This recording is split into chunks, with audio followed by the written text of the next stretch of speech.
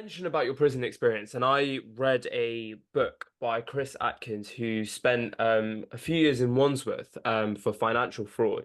So he was in general population, and then he interacted with quite a few of the Category A inmates. And from his book, he had mixed stories about them, which was quite interesting comparing to what you said about your life as a Category A inmate. So I guess especially at that age, the moral implications of how violent human life can be. What impact did that have on your worldview? And could you go into some detail about the prison system? Because it's a hotly debated topic about, whether it needs to be reformed. In my opinion, it does. Um, so yeah, if you could go into a bit more detail about the prison system, I'd personally be really interested to hear about it. Yeah, sure. Right, the first thing I would say about the prison system is my experience is that there are a few problems with why it doesn't work. Doesn't work. It certainly doesn't work as well as it should do.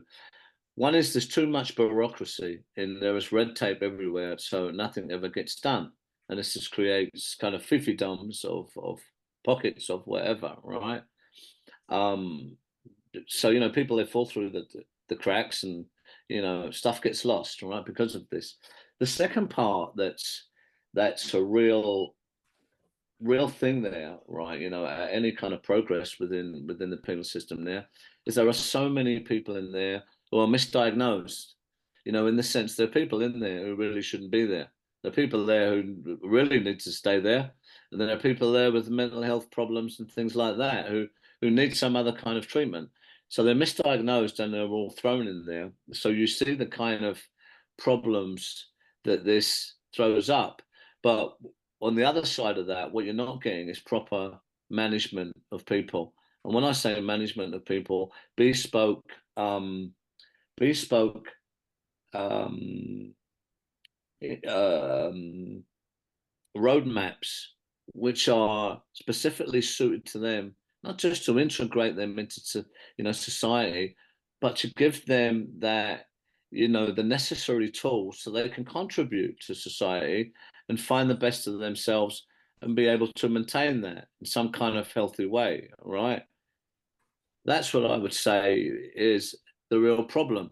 Now, of course, you've got overcrowding, you've got not enough staff in there. They'll give you all the reasons why not, right? But you have to understand as well, the prison is for business, and there's a lot of money in this as well.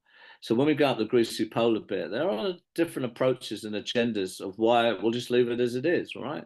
So we'll just leave that there for people to absorb, right?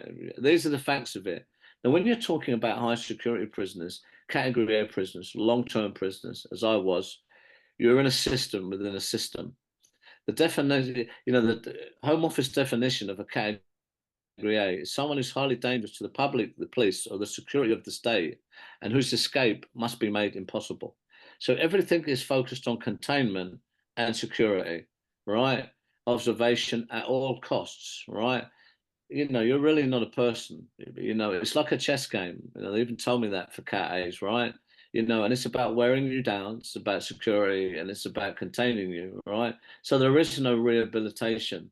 That is not the first approach here, right? Which is, wrong. But of course, they would justify this, right, for, for certain means, right? So, you have to understand that. Now, when we get into what it's really like is, I suppose people in there generally, they show three faces, guys. There's a face out on the landing when the door opens. Yeah, I'm in control of this. Don't mess with me because, I've got this and I'm a crazy guy, right? Stay away from me and all of these kind of things. All right.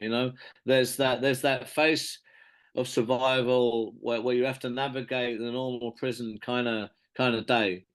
Then there's the face on the visits with your family, which is probably the most normal, face out of all of it, where you're trying to say, yeah, I'm all right. Don't worry about me, right? I'm cool in here, right? You're trying to get that connection again, that personal connection, all right, that you have with your loved ones. Then there's the other face, behind the door at night, in the silent, dark hours where it all comes flooding in. You're thinking, wow, how did I end up here? what, these choices. What's tomorrow going to hold? What, all of it, all right? It's all going to come in there, all right? But look, it's my existence, and there was a really, really violent existence. I see two people murdered in front of me, stabbed to death. I mean, that's quite something to behold, let me tell you. And it's such a shame because you have to understand when I was given that sentence, it can take you 3, 4 years for a sentence like that to actually hit you. I think it took me about 4 years. But then you come to this really strange place when you've done about 5, 6, 7 years where all the memories that you have and any understanding of what the outside would be like or was like has gone. And of course, it's like Groundhog Day. So you're in this really strange place, right? Or if the world has moved on, it's not the same. All these relationships have changed. You don't have any new memories to try and anchor in yourself to make yourself feel better. That's a very, very haunting place to be. And it sucks the emotion out of you. I used to feel like the living dead walking them landings. And that was just how I had to be to kind of survive it as well. So I couldn't feel and I become this, and that was not a good place to be.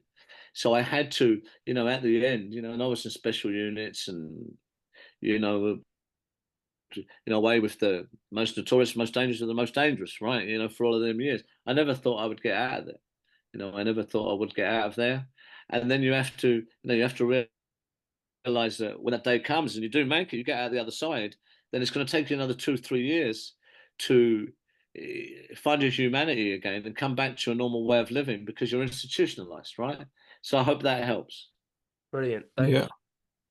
I just have a quick question with that. So you talked about the faces that you show in prison, and that third face is the one in which you are by yourself and you accepting things emotionally, I guess. I mean, it took you 4 years, I believe you said. And so I was just wondering, could you please like expand on that? I mean, from experiences I've heard about people in prison, they often turn to God or they actually turn away from it. And it's one of the two. And I was wondering, did you have a similar experience? But also earlier, you mentioned that you lost your spirituality. And I was wondering, did that ever come back in any way?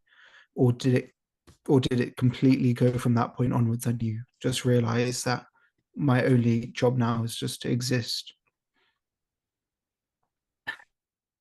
I think it's all of it, right? It's the easy answer, but I'm going to expand a bit on that, right? And I've got some real profound kind of examples there. I mean, I remember being up in Durham, the darkest dungeon. This was about 4 years into it. Every time the door was open, I was fighting with them, and it was hell on earth. It was like I used to call it Dante's Inferno, the 7 levels of hell, right? Literally, that's what I used to call it, right? It was just beyond when you're at that most basis human place where you have lost everything. It's a very painful place, but it turns into a place of strength if you're that way inclined, because you're really left with it and you're left with yourself. But it's a very, very strange place to exist, right? Especially when you have to survive. But I can remember once, I was going through absolute hell. And I thought, I don't actually think I can cope with this and keep going, right? You think all of this stuff when you're going through these crazy emotions as a human being. And a little voice come in. It says, you have to go through this. Of course, I spoke to it. I said, why in God's name would I have to go through this? Of course, it doesn't answer because this is the voice.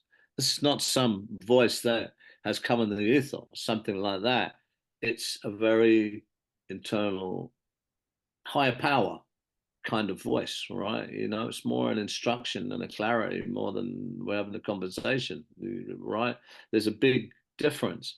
Now, you can call that as it will. I mean, I had a spiritual experience in there. I was brought up, around religion, not so much with religion. I believe religion are the pathways to the same source, but I'm very, I'm not bigoted in any way. It's a very personal thing, right? Higher power, right? Our higher power, our God of our choosing, right? For me, it's, I'm very spiritual, all right? And, but yeah, if you was to say to me then, hey, don't worry, You know, in 20 years, he's going to be doing this, this, and this. I would have thought, what drugs are you taking? Right? Do you know what I mean? But it shows you, what it shows you, the mechanics of it is there's a bigger plan going on here above and beyond us or what we think, right? So there's a bit of evidence to it. Thank you. Thank you.